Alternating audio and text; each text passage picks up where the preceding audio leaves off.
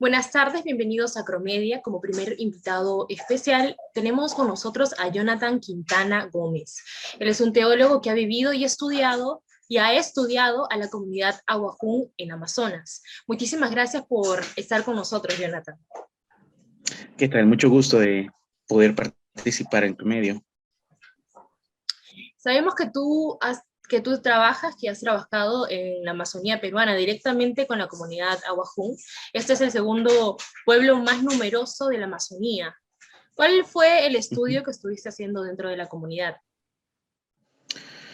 Bueno, dentro de mi proceso de estudio teológico y a raíz que ya estaba visitando la comunidad indígena por trabajo de unos proyectos de fortalecimiento organizacional con una ONG, entonces aproveché para poder vincular los temas del estudio teológico en lo que es enfoque en la educación y desarrollo de organizaciones base para, como teniendo el medio ya de conocerlos a ellos, de poder vincular esa nueva experiencia, ¿no? Que es vivir y poder de primera mano a veces contrastar enfoques culturales que uno a veces desde el otro lado, desde la biblioteca o desde a través de otras experiencias a veces no se logra evidenciar correctamente.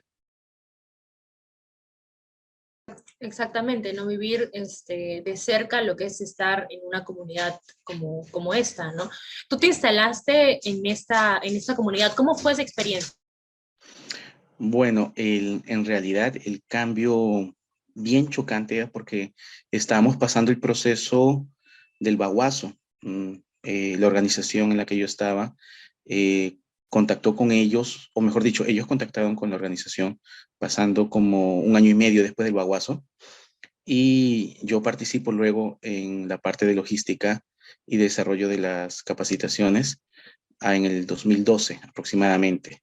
Entonces ya había una previa sensación de lo que había pasado, ¿no? Porque se sentía real también en la mirada de las personas, era muy de desconfianza al llegar. De todas maneras íbamos siempre con una línea de trabajo de iglesia, de desarrollo de comunidades, y es chocante porque sabes tú previamente lo que ha pasado desde tu punto de donde tú vives, vas a llegar a un sitio que ha tenido un conflicto y que se desarrolló que se desarrolló muy mal.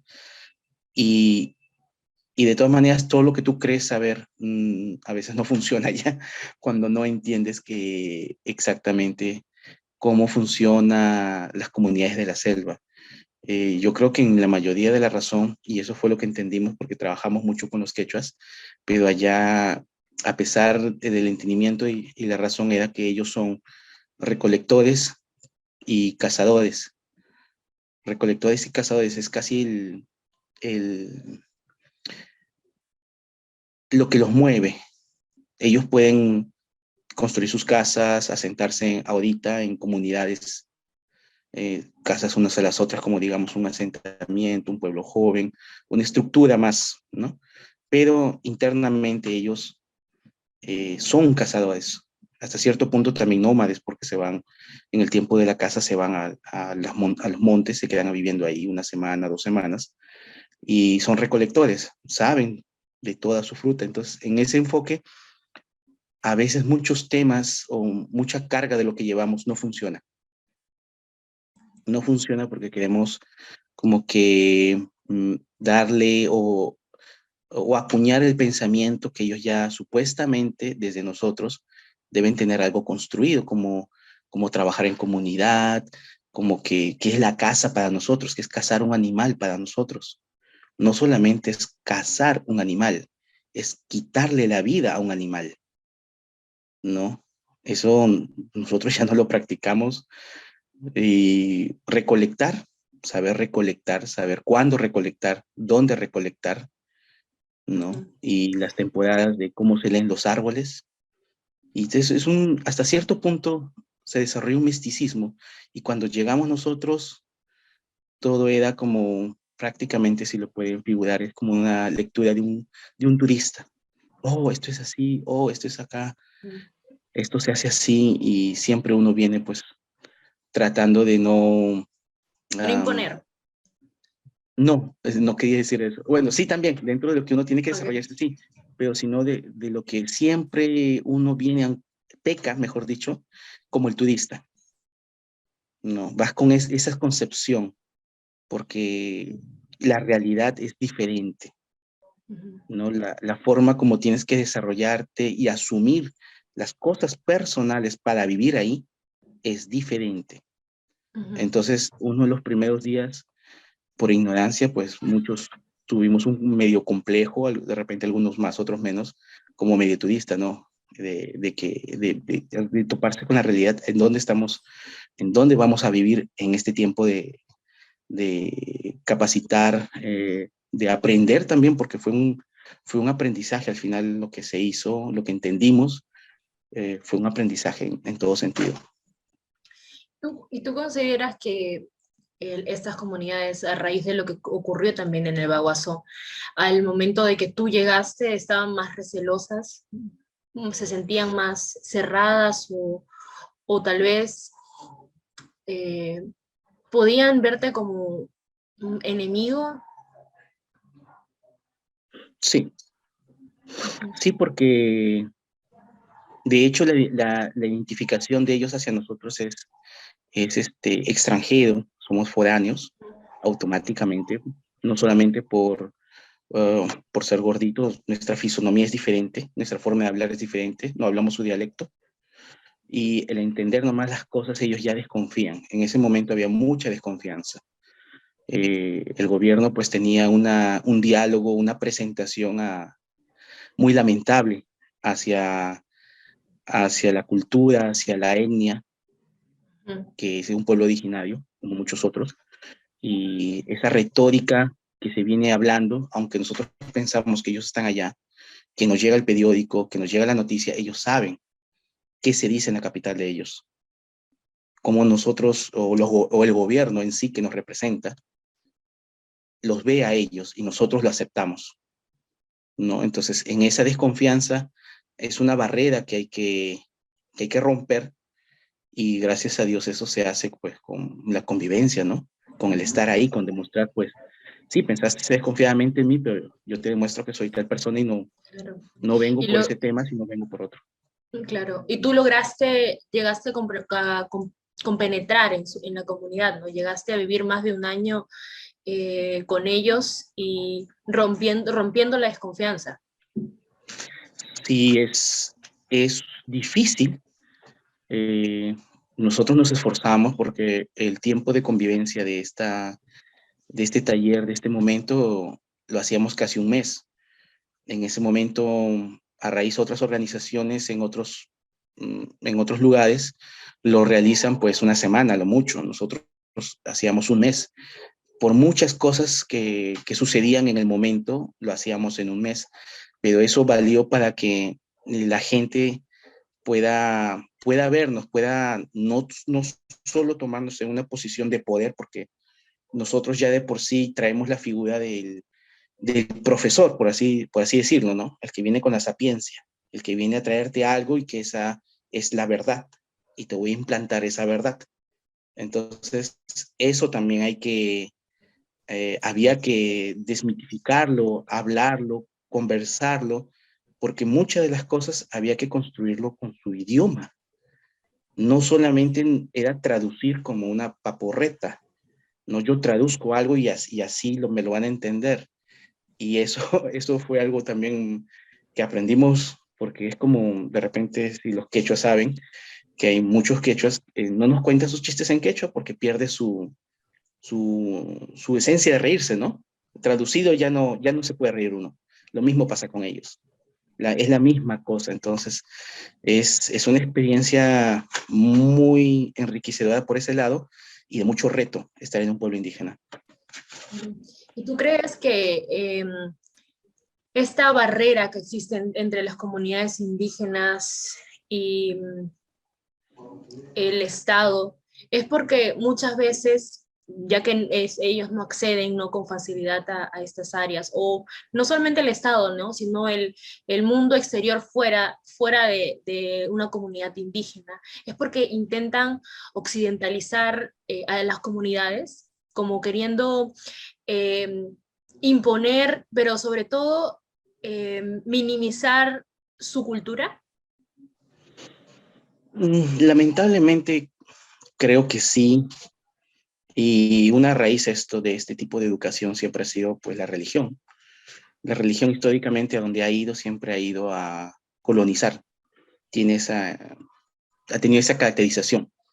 Es cierto que se ha avanzado mucho entre las reformas y los nuevos diálogos que hay, pero la presentación del 80% de alguien que va a una comunidad indígena, como son esas comunidades alejadas, o también hay unas que hechos todavía muy alejadas, siempre va con esa caracterización de imponerse ante su cultura y tratar de decir pues que tu planta, en el caso de la selva mayormente, que tu planta no tiene poder, sino tiene poder en lo que yo te vengo a enseñar a que creas. Claro. Pero sin embargo, en el acto, yo te enseño a que hagas esto, no funciona. Ujú. Tú te vas, coges tu planta que te han enseñado por ancestralmente y funciona. Entonces, ahí en la práctica se derrumba lo que tú vienes a enseñar. Entonces, ¿cómo dialogas con ellos? ¿No? Y siempre es la imposición. En esta parte, um, bueno, yo soy casado, mi esposa es de la selva, es de la misma comunidad indígena, y mi suegro, Tomás Dati, que falleció lamentablemente este año, él me contaba, porque él fue de los pocos ancianos que logré encontrar, que él me contó el proceso de cómo se hacía un aguajún, si podríamos decirlo, ya mayor de edad, así para hablar en términos concretos, porque sabemos que una persona mayor de edad en nuestra cultura ya tiene ciertos derechos. Ujú. En su cultura de ellos tenía que pasar una serie de procesos educativos, de formación espiritual, para encontrar su Waimaku, pues, su ancestro, su espíritu. Mi suegro me decía que este proceso para él fue muy terrible y no lo lograba. En medio de su proceso aparece el cura, porque así me dice, vino el cura, nos encontró en la comunidad y me dijo que eso es diabólico, que eso no debo hacerlo.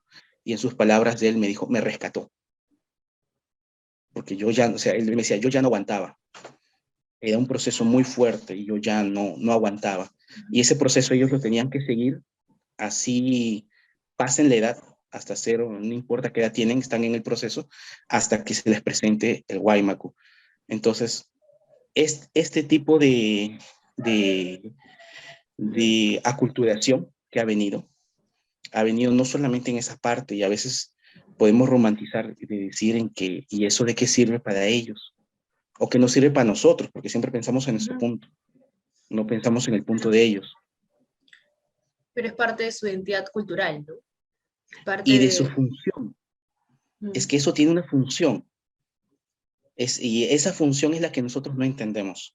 Al no entenderla, no podemos dialogar y simplemente pues la queremos borrar. Según nosotros Ujú. no funciona, pero viviendo en ese lugar sí tiene una función. Ujú. Y estos malos manejos, o sea, estas barreras que existen entre, para acceder a una comunidad indígena, desde el mismo Estado, podría decirte que ha autosaboteado el acceso a estas comunidades, tratándolas de la manera en que han sido tratadas, ¿no?, durante el largo de los años.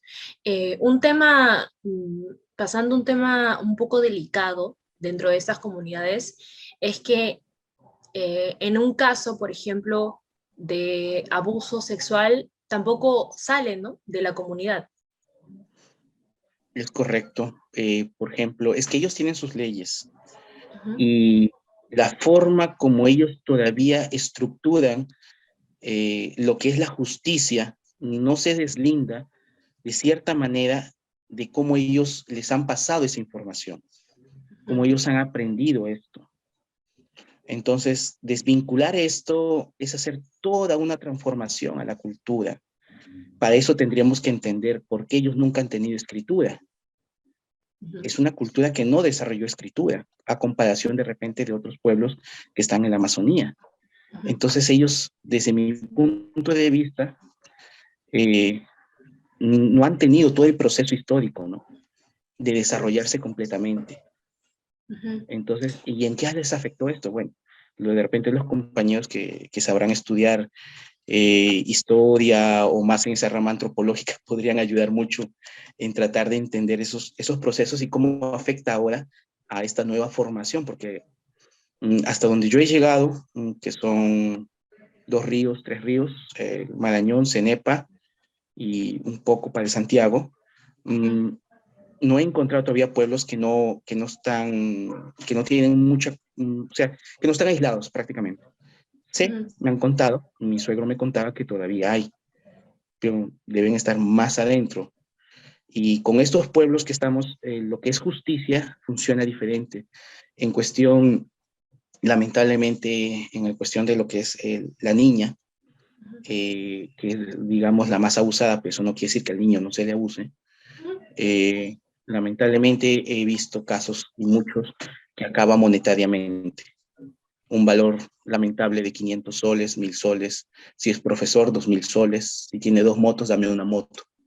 Pero quien pide eso es el padre, entre comillas, el progenitor, mientras la madre en sí sigue en una sed de búsqueda de justicia, pero no lo puede lograr. Ahora también, ¿por qué no entra la policía? ¿Por qué no van a denunciar? Ahí ha habido casos con los cuales que han tratado, pero también el Estado no tiene la presencia total para que la madre lleve el caso.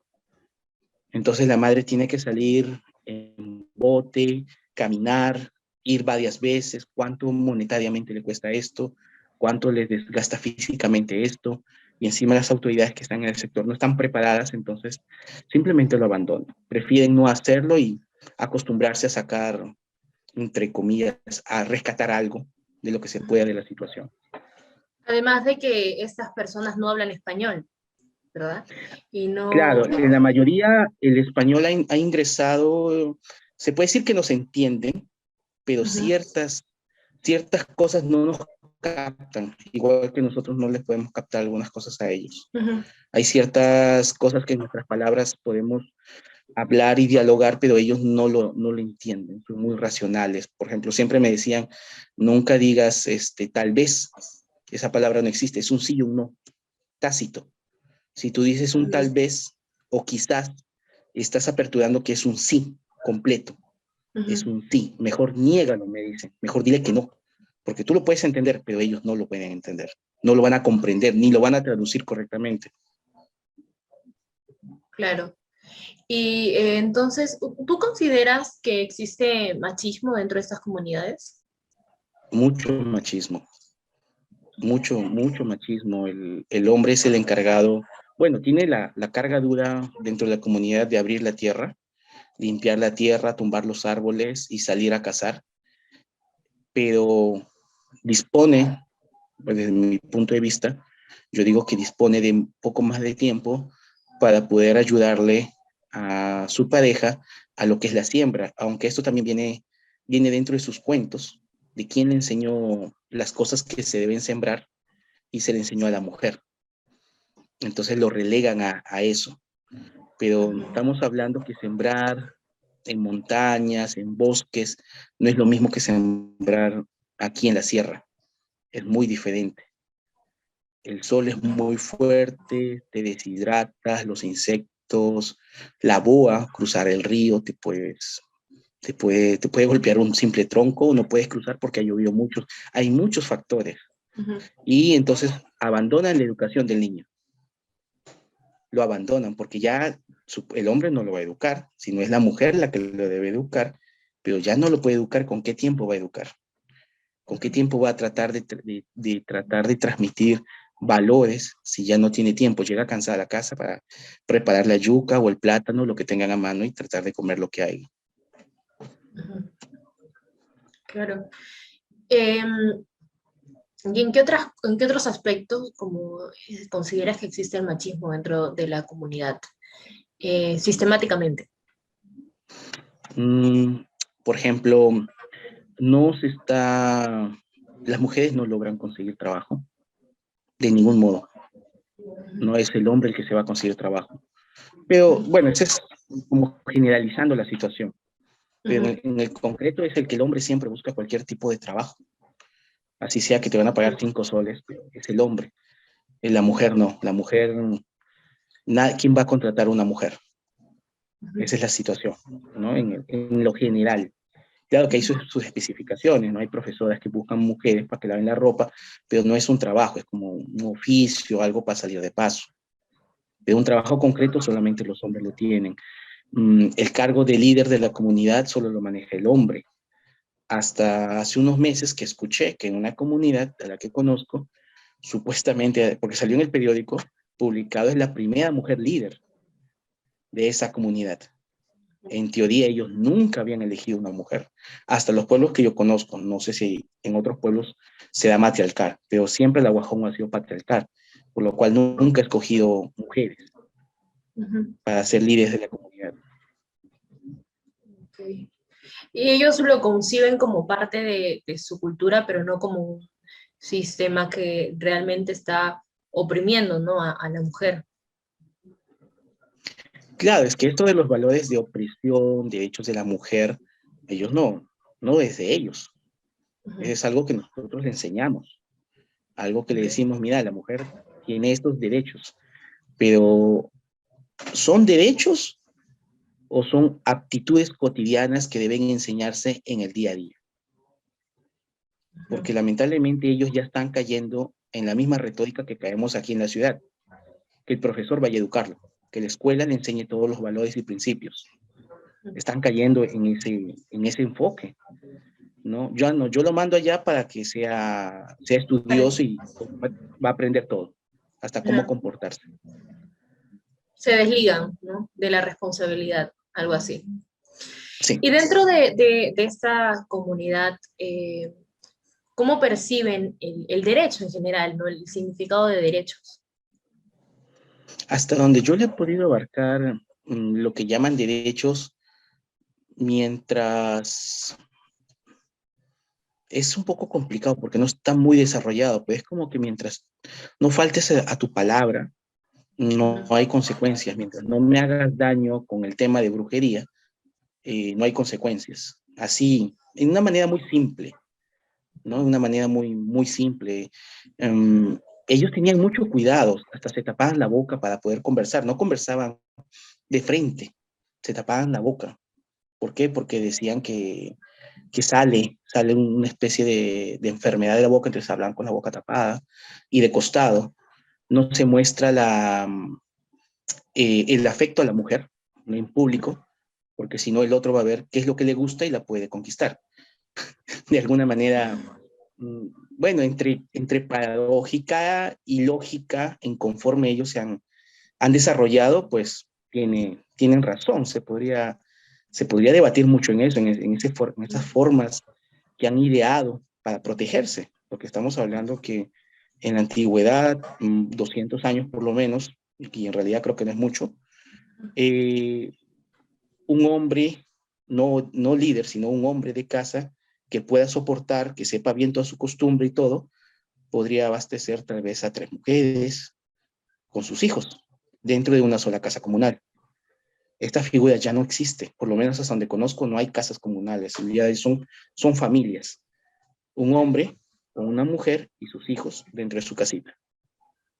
Ya estas casas comunales que eran de sus abuelos y que ellos eran nietos, esto pertenecía a sus abuelos, por eso ellos me contaron que la costumbre ha cambiado mucho, el respeto ha cambiado mucho, que Ujú. ahorita lo que ellos tienen como jóvenes no es lo que ellos eran jóvenes cuando tienen esas memorias de acordarse de cómo vivían, de cómo se ordenaba en una casa tan grande, había orden, tenían que hacer cada uno sus cosas y pues no había este choque cultural como tenemos ahorita.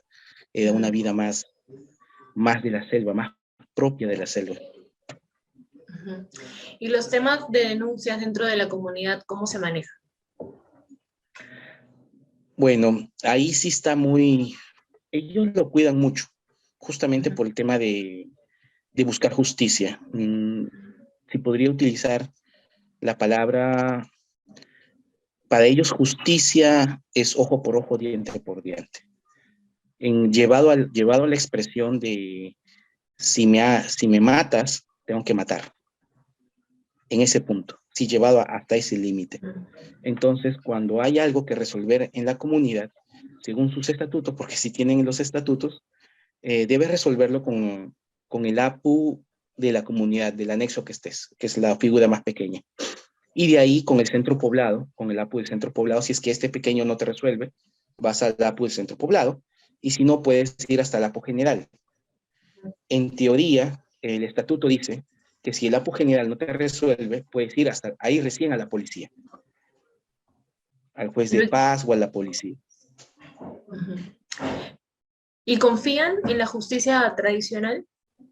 No, no, está, como digo, solo lo sesgan hasta el APU general, no buscan más de ahí para allá. No lo buscan porque todos están relacionados. Todos están relacionados y pensar, pues, por mi culpa lo capturaron, aunque sea, no sé, en un retén pidiendo DNIs, lo capturaron, lo encerraron por una denuncia tal, van a decir que fue el vecino tal, ¿no? Entonces van a buscar justicia contra ese vecino. Ujú, Por tu culpa lo has denunciado, que esto, que lo. Entonces ya viene una pelea de familia. Entonces veo en síntesis que ellos no quieren caer en estos conflictos y ujú, tratan en la mayoría de lo posible resolverlo dentro de su misma comunidad sin que salga afuera. ujú. Pero sí ha habido pequeños casos que se han brincado afuera hasta llamar a la policía, sobre todo cuando son problemas con los mestizos.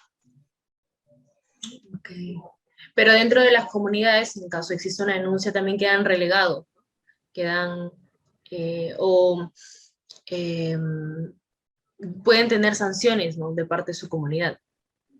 Sí, pero las sanciones son, todavía se siguen llevando tratando de llevar como si fuera lo antiguo, Ujú, ¿no? Porque está puesto que te van a encerrar en la carceleta, ujú, que te van a dar con la ortiga, que te van a humear. ujú, No hay otro tipo de sanción que se pueda. ujú, Ya más violento, sí, en algunos casos va la violencia cuando se descubre infidelidad y lo ujú, machetean, y hacen cortes con machete, a tanto al hombre como a la mujer, pero bueno, el hombre es el que más se escapa más rápido, ujú, lamentablemente es la mujer la que queda más relegada y se ensañan, el hombre se ensaña con la mujer. Esta ujú, práctica se ha ido disipando, todavía a veces se escucha un poco muy adentro y a veces queda solamente en golpes, ¿no? La golpean, eso sí. Cambiaron el machete por la mano, pero es la misma situación, un mal golpe mata a una persona, la deja enferma, parapléjica y todo lo que sabemos que puede ocasionar el asunto de la violencia. ujú. Y existe a veces parece inimaginable, ¿no? Que en nuestra época existan situaciones o comunidades donde todavía se viven de esta forma, ¿no? Pero es que también eh, hemos centralizado tal vez la atención a la capital y dejado relegadas las provincias. ¿Usted cree que las comunidades nativas o la comunidad Ahuajún sienta esto de parte del Estado? De hecho que sí, porque eh, la comunidad sabe lo que necesita, Ujú, sabe que necesita seguridad, con mestizos, territoriales, delimitación de los terrenos de la comunidad y los terrenos de los mestizos y cuestiones simples del ajetreo de que todo es un desorden porque no va el ente encargado porque hay corrupción. No quieren sacar el título porque a veces prefieren que pues se haga un problema con los mismos indígenas. Esto ocasiona que pues que hay que sacar otro presupuesto. ¿Me ujú, entiendes? Entonces hay que sacar otro presupuesto que se quede relegado la regularización del plano para el siguiente periodo, lo cual solicitan otra vez presupuesto y se va alargando la situación. Los centros de salud no tienen medicina, no hay especialistas, A veces se va y pues simplemente te dan el Panadol, el mismo cuento de hace años como pasaba en la sierra. En el tiempo de COVID yo estuve ahí y para mí fue muy triste porque los enfermeros se fueron. Dijeron, tenemos COVID y se fueron, todos, a sus casas. Y la gente decía, pero si están enfermos, ¿por qué no se van a su casa, o sea, donde viven? Allí en Bagua, en Chiclayo, ¿por qué se van? ¿Por qué no se van allá? ¿Por qué se tienen que quedar acá? ¿No? Y es porque en esos momentos la orden del Estado era abrir de todas maneras los centros de salud y dar una atención total, no solamente por el COVID, pero ellos no querían dar la atención total. Habían niños que tienen anemia, la anemia es muy fuerte por allá, y que no han podido recibir los chequeos o hacer los análisis, hacer simplemente el chequeo rutinario, no se puede hacer, porque ellos lo tienen cerrado. Ellos son la autoridad en el escudo de que representan al gobierno. La misma situación parecida va con los profesores que están allá, no todos, pero sí tienen ese, esa protección que les da el pertenecer al gobierno, ¿no? Esa protección que les da decir, ¿sabes qué? Saquemos fiestas, hagamos fiestas y no educación. Pidamos esto porque hay que hacer cumpleaños, hay que celebrar esto y a otra fiesta más. Te pagan más en fiestas, en días feriados, que siendo profesores. Y no hay una regulación tampoco, o algo que esté supervisando el trabajo de La, las comunidades. si en nuestra capital tenemos problemas, porque yo he visto los formularios que tienen que llenar las profesoras para sus indicadores, y no son formularios sencillos de llenar. En realidad, si te pones a leer cada indicador, ¿no? Cada supuesto que tienes que llenar, para ellos, ¿cómo lo tomarían? Esas palabras técnicas, que no están, en su mayoría no están capacitados. Simplemente eso es formulario, va al promotor y el promotor lo llena todo, nunca hay un repitente. No sé hace cuántos años no se escucha que alguien ha repetido de año, ¿no? Siempre todos pasan y pues la educación es la que tenemos. La de la selva es la educación con más problemas que tenemos en el país. ¿Y por qué cree que el Estado no ha podido acercarse correctamente a estas comunidades, efectivamente a estas comunidades?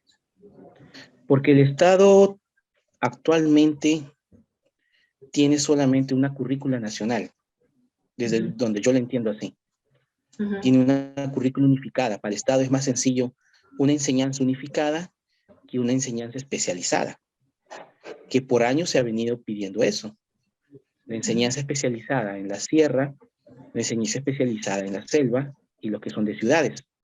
Pero como no quieren gastar más en supuestos, en hipótesis, desarrollo materiales, desarrollan una currícula nacional que se cambia su idioma, ¿no? Se le cambia su idioma, que aprendan sus cuentos, su cultura, algo más, y quedamos en que ya es una educación cultural. Y lamentablemente caemos en qué demostración cultural, en que pues se baile, que se toque una música o salgan a danzar algo típico. Esa es la representación cultural, creo que de cada uno de los pueblos, y no solo acaba en eso. Creo que nos hemos acostumbrado mucho a simplemente ver la representación cultural por un baile típico y una música típica, entre comillas. La representación cultural va más a fondo, más inherente a de dónde pertenecen y cómo ellos lo pueden demostrar y traducir para que otros pueblos, no solamente el que habla castellano lo entienda, sino otros más lo entiendan. ¿Cómo cree usted que se puede empoderar a los pueblos indígenas? Esa fue una pregunta que estuvimos como 3 años dándole vueltas, porque nosotros no podemos empoderarlos.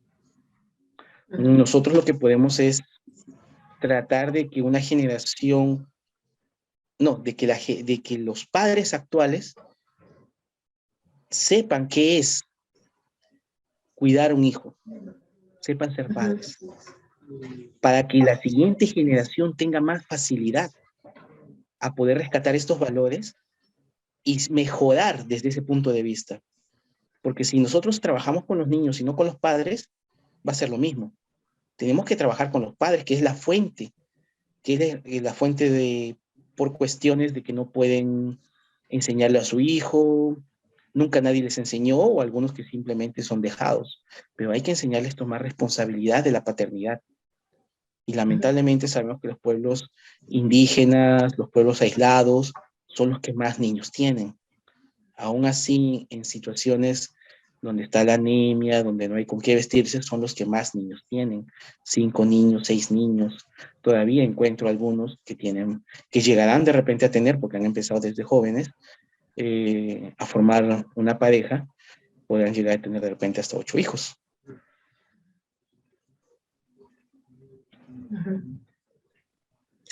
Sí, de verdad, empieza desde los niños, ¿no?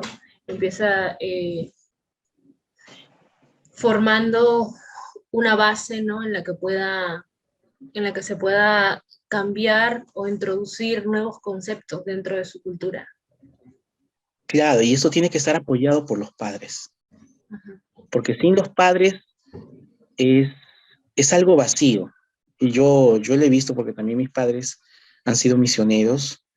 He estado en diferentes casas, en diferentes situaciones, en visitas, y me acuerdo pues que a veces, lamentablemente, la casa sobre todo de los hijos de los líderes pastores, es la que está más vacía.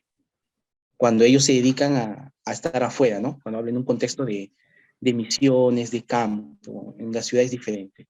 Pero cuando se habla de misiones, el hogar de estas personas que son representación de su fe, de su iglesia, la carga que van a llevar, sin embargo, su familia es la más vulnerable.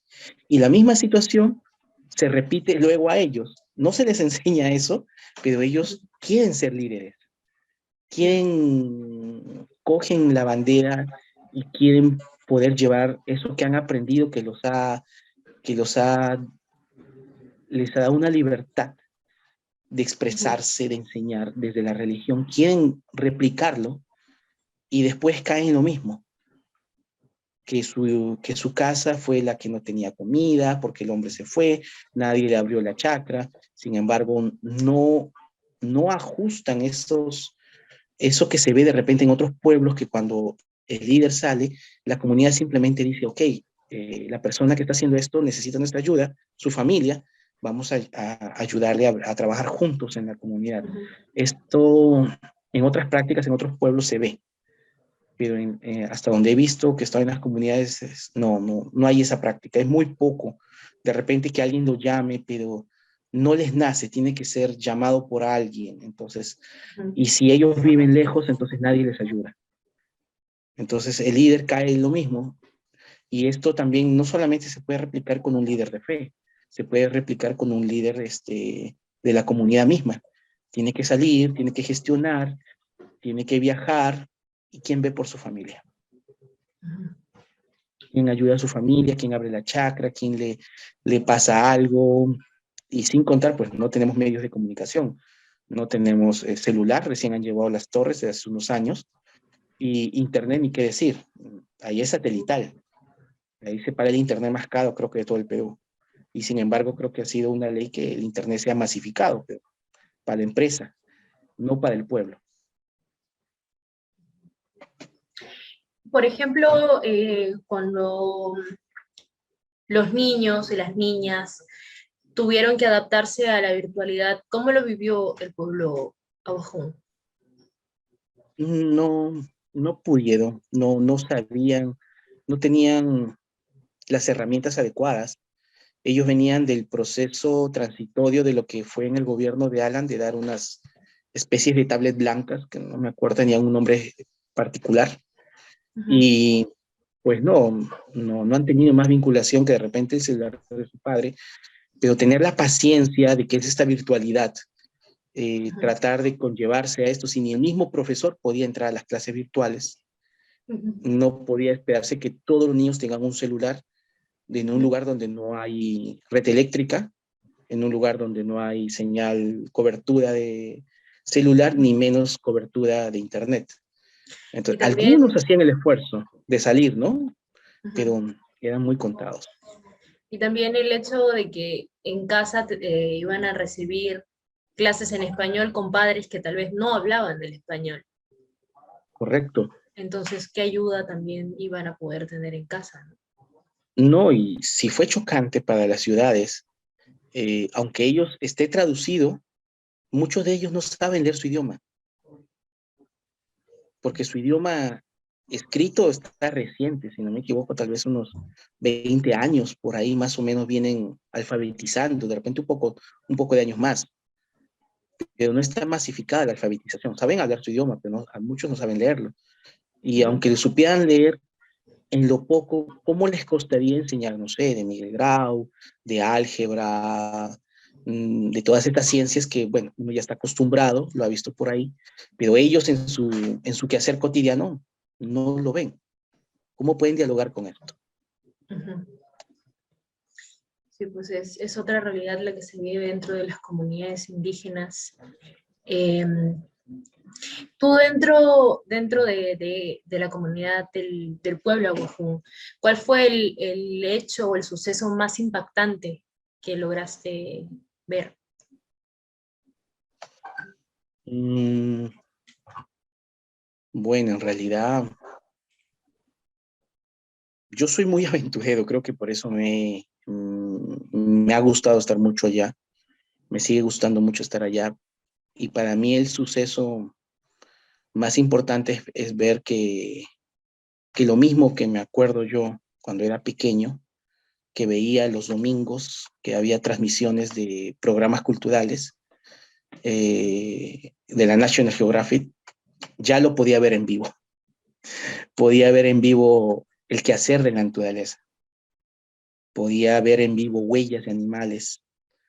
Podía escuchar animales que sí se veía en la televisión, o los mismos insectos grandes y venenosos, huellas de animales felinos o sus camas donde han comido, poder encontrarme con estas cosas caminando en la selva para mí era algo, wow, esto sí existe, esto es real.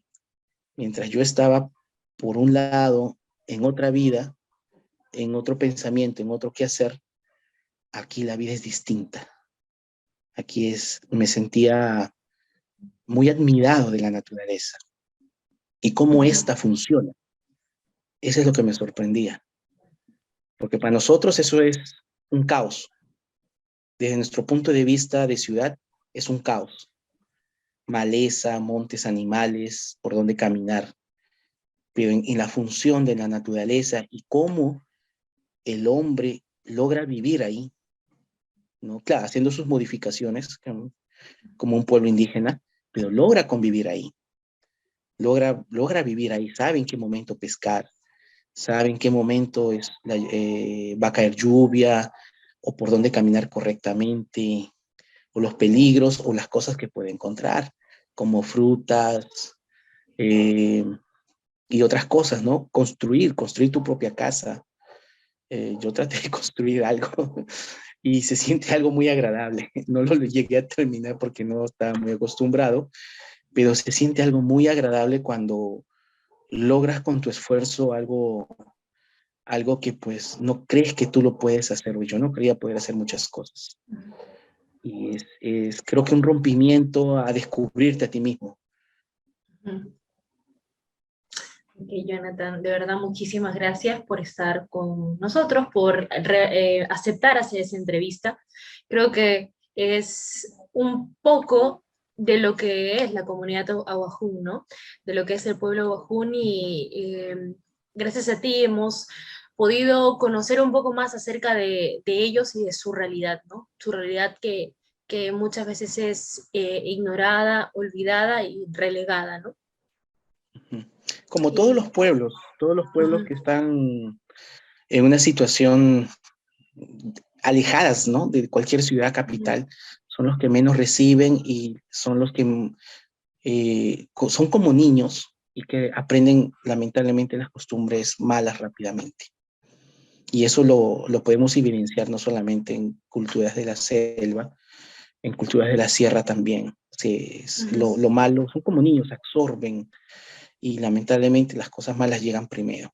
Y eso es algo de responsabilidad de cada uno cuando visitemos, de tratar de una manera con mucha paciencia de desenrollar ese malentendido que hay y demostrarles que pues nosotros también luchamos mucho al vivir aquí en una ciudad, claro, de diferente manera, pero también ellos son muy privilegiados, para mí son muy privilegiados, al poder tener una identificación, porque esa identificación ellos, es lo que más les dolía, ellos se identificaban con nuestro país, se identifican peruanos, recuerdan la guerra del Cenepa, muy bien la recuerdan, ellos se identifican como peruanos, tienen problemas hasta con los chilenos, no sé por qué tienen problemas con los chilenos, si están muy alejados de Chile, pero tienen problemas con los chilenos.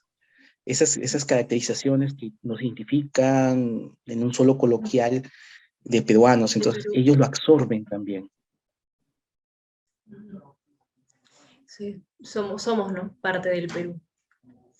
Uh -huh. Muchísimas gracias de nuevo, Jonathan, por estar aquí con nosotros.